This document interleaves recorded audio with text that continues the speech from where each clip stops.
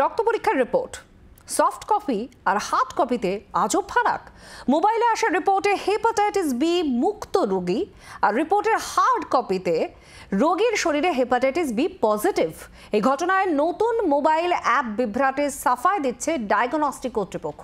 পুলিশে অভিযোগ দায়ের করেছেন রোগীর স্বামী।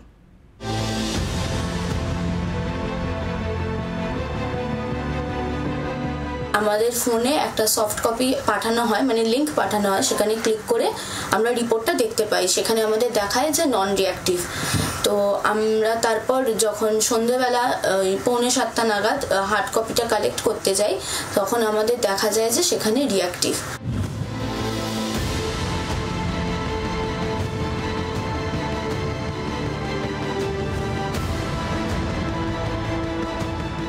মোবাইলে আসা রিপোর্ট ও ডায়াগনস্টিক সেন্টার থেকে দেওয়া রিপোর্টের হার্ড কপির ফারাক দেখে চক্ষু চড়ক গাছ চেতলার বাসিন্দা এক দম্পতির।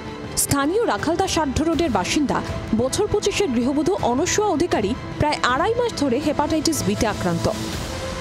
চিকিৎসককে দেখানোর আগে সম্প্রতি চেতলার রিলায়েবল ডায়াগনস্টিক সেন্টার থেকে রক্ত পরীক্ষা করিয়েছেন ওই গৃহবধূ। রিপোর্টের সফট কপি ও হার্ড কপি দেখে তাজ্জব তিনি ও তার স্বামী। 15ই নভেম্বর টেস্ট করাই, তো সেখানে আমরা সকালবেলা টেস্ট করাই 9টা নাগাদ। আর আমাদের ফোনে একটা সফট কপি পাঠানো হয়, মানে লিঙ্ক পাঠানো হয়, সেখানে ক্লিক করে আমরা রিপোর্টটা দেখতে পাই। সেখানে আমাদের দেখায় যে নন রিঅ্যাক্টিভ।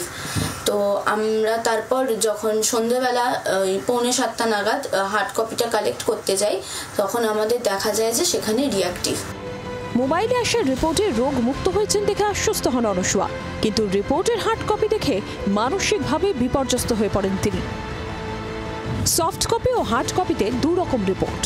নতুন মোবাইল অ্যাপ বিভ্রাটে সাফাই ডায়াগনস্টিক সেন্টার কর্তৃপক্ষে। আমি যদি এই রিপোর্টটা আমি হার্ড কপিটা আনতে না গিয়ে যদি এইটাই যদি প্রিন্ট আউট বার করে নিয়ে আমি ডক্টরকে দেখাতাম, ডক্টর সেই হিসাবে আমার ট্রিটমেন্ট করতো। ডক্টর ট্রিটমেন্ট করে কি দেখে? টেস্ট রিপোর্ট দেখে ডক্টর সেই মতো ট্রিটমেন্ট করে, সেই মতো তাহলে একটা ভুল ট্রিটমেন্ট হতো। ভুল ট্রিটমেন্টের জন্য যদি আমার ওয়াইফের যদি কিছু হয়ে যেত, এর দায়িত্বটা কে নিত? কোনো রিলায়েবল নিত কি? ঘটনায় পুলিশে লিখিত অভিযোগ দায়ের করেছেন গৃহবধূর স্বামী। সন্দীপ প্রামাণিকের রিপোর্ট, জি 24 ঘন্টা। বাংলার আওয়াজ, বাঙালির আবেগ, জি 24 ঘন্টা।